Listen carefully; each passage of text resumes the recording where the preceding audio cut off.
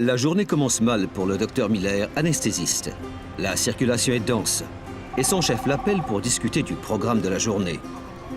Heureusement, la voiture du docteur Miller est équipée d'un assistant de voie de circulation. Il peut donc consacrer toute son attention à sa conversation avec son chef. Ainsi, il arrive au travail détendu, malgré le trajet difficile. Malheureusement, le reste de sa journée n'est pas aussi serein. De nombreuses interventions sont prévues aujourd'hui. Allons-y. Un relaxant est administré au patient. Le docteur Miller doit le ventiler sans respiration spontanée. C'est pourquoi l'autoflow et le VT sont réglés sur 470 ml. La fréquence sur 10. Jusqu'ici, tout va bien. Le docteur Miller réfléchit.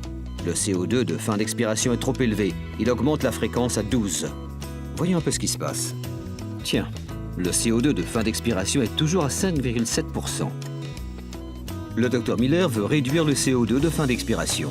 Doit-il augmenter le VT? Augmenter la fréquence? Ok, où en est l'opération? L'intervention est bientôt terminée. Le docteur Miller commence alors à stimuler la respiration spontanée du patient. Il envisage d'utiliser l'aide inspiratoire. La fréquence minimum? Le docteur Miller doit à nouveau ajuster l'aide inspiratoire. L'opération est enfin terminée. Il peut enfin respirer profondément. Mais un peu d'aide serait la bienvenue. Non, ce n'est pas ce que je veux dire. Non, pas ça non plus.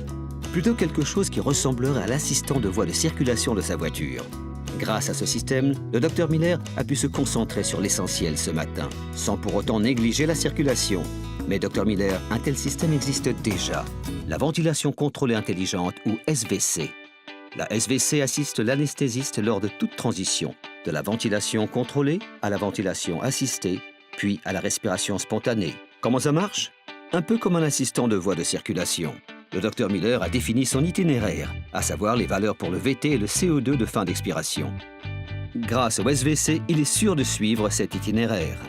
D'un point de vue clinique, voici comment cela fonctionne. Un relaxant est administré au patient. Le docteur Miller lance la ventilation contrôlée intelligente et configure les valeurs cibles.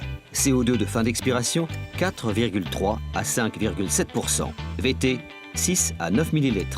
À présent, le docteur Miller choisit la ventilation contrôlée intelligente et règle l'objectif sur ventilation contrôlée.